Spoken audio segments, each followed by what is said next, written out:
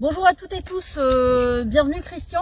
Merci de nous faire découvrir, partager ce magnifique endroit qui est le bois de Lauflarde à Leforest, un des poumons verts du canton. Alors il y en a d'autres, des poumons verts, il n'y a pas que celui-ci, mais c'est vrai qu'ici 116 hectares du coup d'espace de biodiversité, d'espace vraiment naturel, dont tu vas nous parler un petit peu plus précisément ensuite, qui sont gérés par le département, enfin plus exactement Eden 62.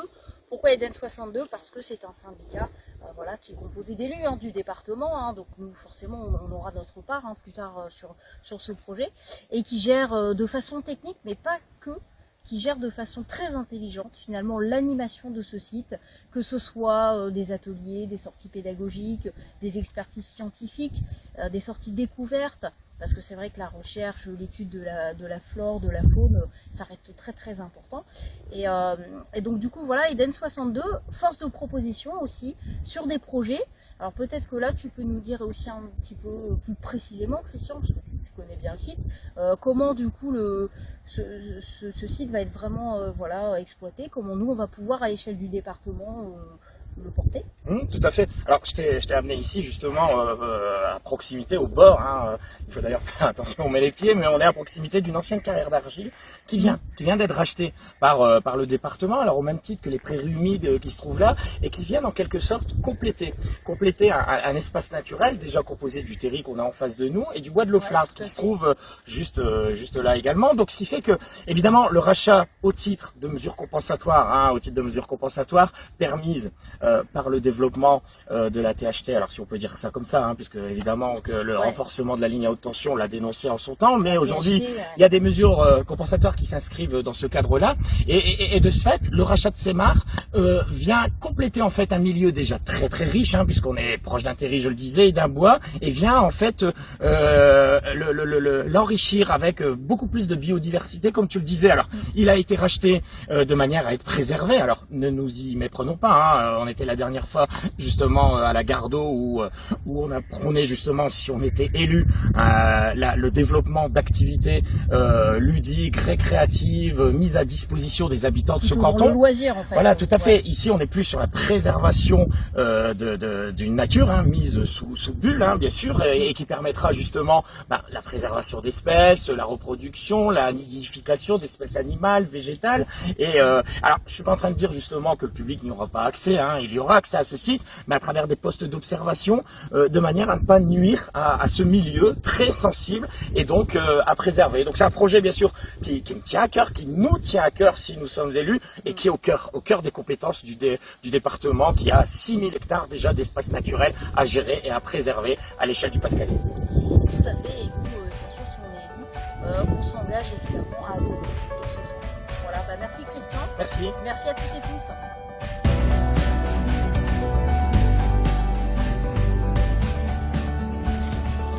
Bonjour Christian, bienvenue sur le site de la Gardeau à Courcelles-lès-Lens. Merci, l'accueil. Véritable poumon vert de ce canton. Connais-tu un petit peu d'historique? Non, pas du tout. On connaît tous la Gardeau, mais sans plus.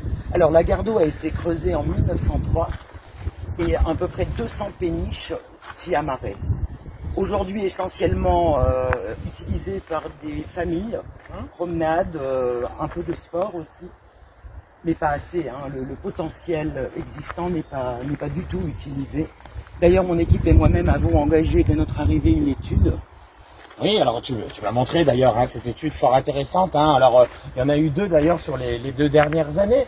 Et ce qui est clair en tout cas, et c'est la raison de notre présence ici aujourd'hui, c'est que si nous sommes élus, ces études devront être concrétisées. On sait que le département sait faire. Le département, par exemple, c'est 2900 km de sentiers de randonnée, c'est 6000 hectares d'espace naturel gérés. Donc le département a déjà prouvé qu'il savait faire. Et puis on n'est pas très loin de Dolin, ici, je le rappelle également.